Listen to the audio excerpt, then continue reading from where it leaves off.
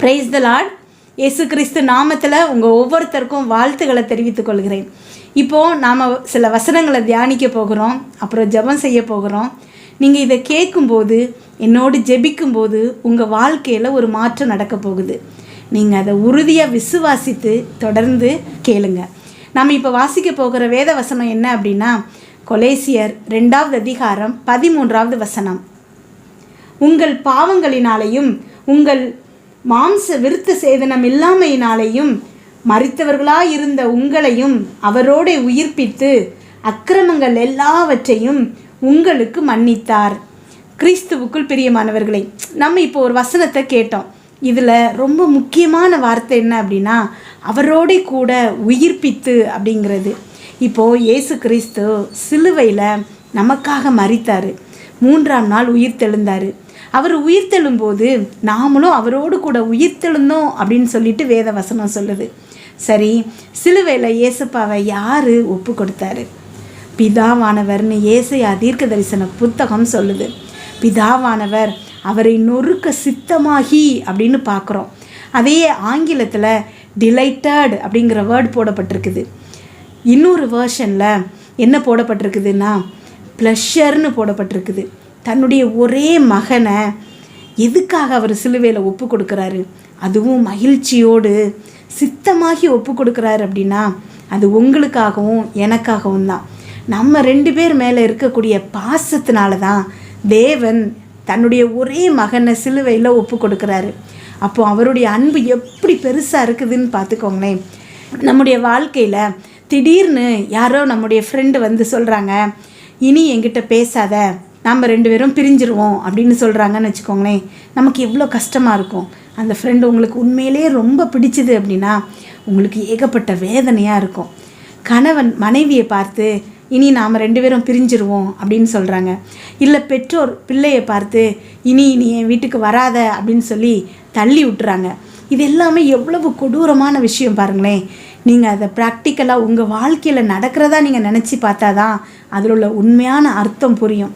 இங்கே சிலுவையில் எப்போவுமே பிதா கூடயே இருந்த இயேசு கிறிஸ்துவை பிதாவானவர் கைவிடுறாரு, இமை பொழுது கைவிடுறாரு. எப்போவுமே வேதத்தில் பார்க்குறோம், எப்போவுமே பிதாவோடையே இயேசு கிறிஸ்து இருக்கிறாரு. ஆனால் அந்த இமை பொழுது கைவிடும்போது அவர் ஏன் கைவிட்டீர் அப்படின்னு சிலுவையில் கதறாரு. எவ்வளவு முக்கியமான வார்த்தை பாருங்களேன். இவ்வளவு கஷ்டங்களையும் சிலுவையில் எதனால் இயேசப்பா அனுபவித்தார்? உங்களுக்காகவும் எனக்காகவும் தான். ஆதி ஆகமத்தில் நம்ம பார்க்குறோம், ஆதாமும் ஏவாளும் பாவம் செய்கிறாங்க. எப்படி அப்படின்னா சாத்தானுக்கு கீழ்ப்படுகிறாங்க, அந்த பழத்தை சாப்பிட்றாங்க. அங்கே பாவம் அப்படிங்கிறது வருது. இந்த பாவம் கூடயே அங்கே நிறையா பிரச்சனைகள் வருது. என்னெல்லாம்னா நோய்கள் வருது, தரித்திரம் வருது, இன்னும் நிறைய குழப்பங்கள், எல்லா கஷ்டங்களும் அங்கே தான் ஆரம்பிக்குது. இப்போ இந்த முந்தின ஆதாம் செய்த கீழ்ப்படியாமையினால் இந்த கஷ்டங்கள் எல்லாம் நமக்கு கிடைச்சிருக்குது.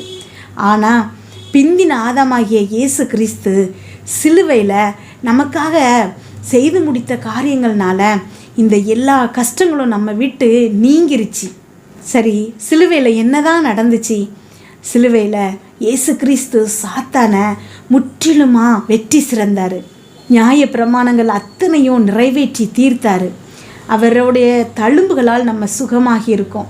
நமக்கு சமாதானத்தை உண்டு பண்ணும் ஆக்கினை அவர் மேலே வந்திருக்குது. இன்னும் எத்தனையோ விஷயங்கள், நம்மளுடைய அத்தனை கஷ்டங்களையும் அவர் சிலுவையில் ஏற்றுக்கிட்டார். நமக்காக அவருடைய சரீரம் பிக்கப்பட்டது, அவருடைய முகம் அடையாளம் தெரியாத அளவுக்கு உருகுலைக்கப்பட்டது அப்படின்னு வேதத்தில் பார்க்குறோம். இவ்வளோ கஷ்டங்களையும் அவர் எதனால் சிலுவையில் சுமந்தார்? எதனால் சிலுவையில் இதெல்லாத்தையும் தாங்கினார்? நாம் நல்லா இருக்கணுங்கிறதுக்காக, நாம் ஒரு நோயும் இல்லாமல் சுகமாக தங்கணுங்கிறதுக்காக, நம்முடைய தரித்திரம் நம்மளை விட்டு நீங்கணுங்கிறதுக்காக இயேசு கிறிஸ்து இது எல்லாத்தையும் செய்து முடிச்சிட்டாரு, வெற்றி சிறந்துட்டாருங்கிறது உண்மை. அப்படின்னா உங்கள் வாழ்க்கையிலையும் என் வாழ்க்கையிலையும் நோய்கள் இருக்கக்கூடாது, தரித்திரம் இருக்கக்கூடாது. ஆனால் அது இல்லாமல் இல்லையே. ஏன்? நம்முடைய விசுவாசம்தான் பிரியமானவர்களே. இப்போது 12 வருஷம் பெரும்பாடுள்ள ஸ்திரீ அந்த பக்கமாக இயேசு கிறிஸ்து போகிறத கேள்விப்பட்டு வீட்டுக்குள்ளேயே இருந்துட்டு இவருடைய ஆடையை நான் தொட்டா சுகமாவேன் அப்படின்னு சொல்லிக்கிட்டே வீட்டில் இருந்திருந்தா அப்படின்னா அவள் சுகமாகியிருப்பாளா? இல்லை. அவளுடைய கஷ்டத்தை பொருட்படுத்தாமல் அவள் அந்த கூட்டத்துக்குள்ளே நுழைஞ்சி இயேசு கிறிஸ்துவோட ஆடையை தொட்ட உடனேயே அவளுக்கு சுகம் கிடைக்கிது. அப்போது நீங்கள் சிலுவையில் இயேசு கிறிஸ்து உங்களுக்கு செய்த ஒவ்வொன்றையும் விசுவாசிக்கிறீங்க அப்படின்னா, உங்களுடைய விசுவாசம் உண்மையாக இருந்தது அப்படின்னா உங்கள் சரீரத்தில் ஒரு நோயும் இருக்காது. நீங்கள் தரித்திரப்பட மாட்டீங்க. உங்களுக்கு சமாதான குலைச்சல் இருக்காது. உங்கள் குடும்பங்களில் பிரச்சனை வராது. நீங்கள் முழு நிச்சயமாக உறுதியான மனசோடு விசுவாசிக்க மட்டும்தான் தேவன் சொல்கிறாரு. பிதாவுக்கு ஏற்ற கிரியையை நான் செய்கிறதுக்கு என்ன செய்யணும்னு சீடர்கள் கேட்கும்போது பிதா அனுப்பினவரை விசுவாசிக்கணும் அப்படின்னு தான் சொல்கிறாரு. பிதா அனுப்பின தன்னுடைய ஒரே மகன் இயேசு கிறிஸ்துவை அவர் சிலுவையில் நமக்கு செய்த ஒவ்வொரு காரியங்களையும் நீங்கள் விசுவாசிக்கும்போது உங்கள் வாழ்க்கையில் எல்லா மாற்றங்களும் டிரான்ஸ்ஃபர்மேஷன் நடக்கும். இப்போ சிலுவையில் இயேசு கிறிஸ்து மரித்தது அப்படிங்கிறது சதுசேயர்களுக்கும் பரிசேயர்களுக்கும் ஒரு மர்மமான விஷயம். அது சாத்தானுக்கு ஒரு மர்மமான விஷயம். பிலாத்துக்கும் ஏரோதுக்கும் அது ஒரு மர்மமான விஷயம். ஆனால் உங்களுக்கும் எனக்கும் அது ஒரு மகிழ்ச்சியான விஷயம். அதுதான் நம்முடைய வாழ்க்கையின் வெற்றியின் ஆதாரம். ஜெபிப்போமா? எங்கள் அன்பின் பரலோக தகப்பனே, இன்று முழுவதும் என்னையும் அப்பா என்னோடு ஜெபித்து கொண்டிருக்க இந்த ஒவ்வொரு பிள்ளைகளையும் நீங்கள் பாதுகாத்தீங்கப்பா. அவங்க குடும்பத்தில் இருக்கிற ஒவ்வொருத்தரையும் நீங்கள் நேசிக்கிறீங்க ஏசப்பா. அதற்காக உமக்கு நன்றி செலுத்துகிறோமப்பா.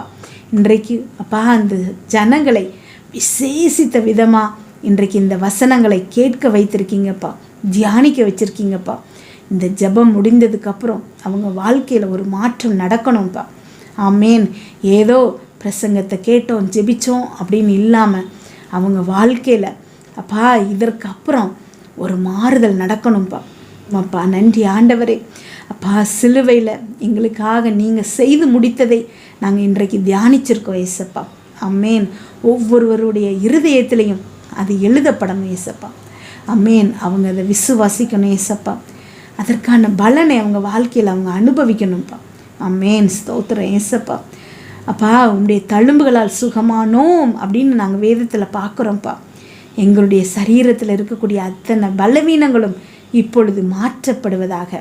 இயேசு கிறிஸ்து நாமத்தில் இப்போது வேதனையோடு சரீரத்தில் வலியோடு ஏதாவது ஒரு நோயோடு ஜெபித்து கொண்டிருக்கிற ஒவ்வொரு பிள்ளைகளையும் அப்பா உங்கள் கரத்தில் கொடுக்குற ஏசப்பா. இப்பொழுதே இந்த வேலையிலேயே அப்பா ஸ்தோத்திரம் அப்பா. நன்றி ஆண்டவரே. உம்முடைய தழும்புள்ள கரம் அவங்களை தொடுவதாகப்பா. அம்மேன். ஸ்தோத்திரம் ஏசப்பா. உம்முடைய ரத்தத்தை அவங்க மேலே தெளிக்கிறோம் ஏசப்பா. அம்மேன். சரீரத்தில் அப்பா புது பலனை அவங்க இப்பொழுது அடையணும்ப்பா. இயேசு கிறிஸ்து நாமத்தில் அப்பா இப்பொழுதே அவங்களுக்கு சுகம் கிடைப்பதாக. உம்முடைய தழும்புகளால் அவர்கள் சுகமாகி இருக்கிறார்கள்ங்கிறத நாங்கள் விசுவாசிக்கிறோம் ஏசப்பா. அம்மேன். சிலுவையில் அப்பா நீங்கள் பிதாவினால் கைவிடப்பட்டீங்கப்பா. நாங்கள் ஒரு பொழுது கூட கைவிடப்படக்கூடாதுங்கிறதுக்காக அம்மேன். ஸ்தோத்திரம் ஏசப்பா. நீங்கள் கைவிடப்பட்டீங்கப்பா. அம்மேன். பிதாவுக்கும் உமக்கும் உள்ள உறவு இப்பொழுது எங்களுக்கும் பிதாவுக்கும் இடையில் இருக்குது ஏசப்பா. உன்னதத்தில் அப்பா உங்களோடு எங்களையும் நீங்கள் அமர வைத்திருக்கீங்கப்பா. அம்மேன். எங்களுக்கும் பிதாவுக்கும் இடையில இருந்த தடுப்பு சுவர் அப்பா சிலுவையில் உடைக்கப்பட்டதுப்பா. அம்மேன். ஸ்தோத்திரமப்பா. நன்றி ஆண்டவர். எங்கள் பாவங்கள் அக்கிரமங்கள் அத்தனையும் சிலுவையில் மன்னிக்கப்பட்டதுப்பா. உமக்கு நன்றி செலுத்துகிறோமப்பா. உமக்கு நன்றி செலுத்துகிறோமப்பா. ஏதோ எங்கள் கிரியையினால் அல்லப்பா. அம்மேன். எங்களுக்காக நீங்கள் செய்து முடித்த காரியங்கள்னால, எங்களுக்காக நீங்கள் சிலுவையில் அனுபவித்த காரியங்கள்னால அப்பா நாங்கள் ஒரு வெற்றியான வாழ்க்கையை வாழுகிறோம் ஏசப்பா. எல்லா மனிதர்கள் கண்களிலும் அப்பா உம்முடைய பிள்ளைகளுக்கு தயவு கிடைப்பதாகப்பா. அவங்க குடும்பத்தில் இருக்கக்கூடிய பிரச்சனைகள் அத்தனையும் நீக்கப்படுவதாகப்பா. அம்மேன். கணவன் மனைவி ஒன்று சேர்வர்களாகப்பா. நீங்கள் இணைத்ததை எந்த மனிதனும் பிரிக்காமல் இருக்கட்டும் ஏசப்பா. ஸ்தோத்திரம் ஏசப்பா. சமாதானம் நிலவட்டும் ஏசப்பா. அவங்களுக்குள்ளே இருக்கக்கூடிய பிரச்சனைகள் சரியாகணும் ஏசப்பா. அம்மேன். ஸ்தோத்திரமப்பா. நன்றி ஆண்டவரே. தரித்திரத்தினால கஷ்டப்பட்டு அப்பா இப்பொழுது வேதனையோடு இருக்கிற பிள்ளைகளுக்கு அம்மேன் இப்பொழுது இந்த வெளிச்சம் கிடைப்பதாக. சிலுவையில் அப்பா நீங்கள் எங்களுக்காக தரித்திர ராணிங்கப்பா. நாங்கள் ஐஸ்வர்யவனாகும்படிக்கு அம்மேன் எங்களுடைய தரித்திரம் எங்களை விட்டு நீங்கும்படியாக நீங்கள் தரித்திரராயிருக்கீங்க ஏசப்பா. நாங்கள் விசுவாசிக்கிறோம் ஏசப்பா. அமேன். இந்த வழியில் அந்த வழியில் அப்படிலாம் இல்லைப்பா. நீங்கள் வழிகளை உண்டு பண்ணுபவர்ப்பா. எங்களுடைய சம்பளம் கம்மியாக இருக்கலாம், எங்கள் குடும்பத்தில் யாருமே உதவி செய்யாமல் இருக்கலாம், ஆனால் புதிய வழிகளை உண்டு பண்ணி எங்கள் கடன்கள் அடைக்கப்பட்டு மீதம் எடுக்க வைக்க அப்பா உம்மால் முடியும்ப்பா. எல்லாம் செய்யவல்ல தேவனை நாங்கள் ஆராதிக்கிறோம்ப்பா. சர்வத்தையும் படைத்து சகலத்தையும் கீழ்ப்படுத்தின தேவன் அப்பா, உண்மை நாங்கள் துதிக்கிறோம் அப்பா, துதிக்கிறோம். நீர் பரிசுத்தர் பரிசுத்தர் பரிசுத்தர். அமேன். உண்மை நன்றியோடு துதிக்கிறோம் அப்பா. சிலுவையில் எங்களுக்காக நீங்கள் செய்த ஒவ்வொரு காரியங்களுக்காகவும் உமக்கு நன்றி ஏசப்பா. எங்கள் அக்கிரமங்கள் அனைத்தும் எங்களை விட்டு நீக்கப்பட்டமைக்காய் நன்றி ஏசப்பா. பிதாவோடு எங்களை ஒன்று சேர்த்தமைக்காய் நன்றி ஏசப்பா. அம்மேன். இன்றைக்கு அப்பா என்னோடு ஜெபித்து கொண்டிருக்கும் இந்த பிள்ளைகளுக்கு அம்மேன் ஸ்தோத்திர ஏசப்பா.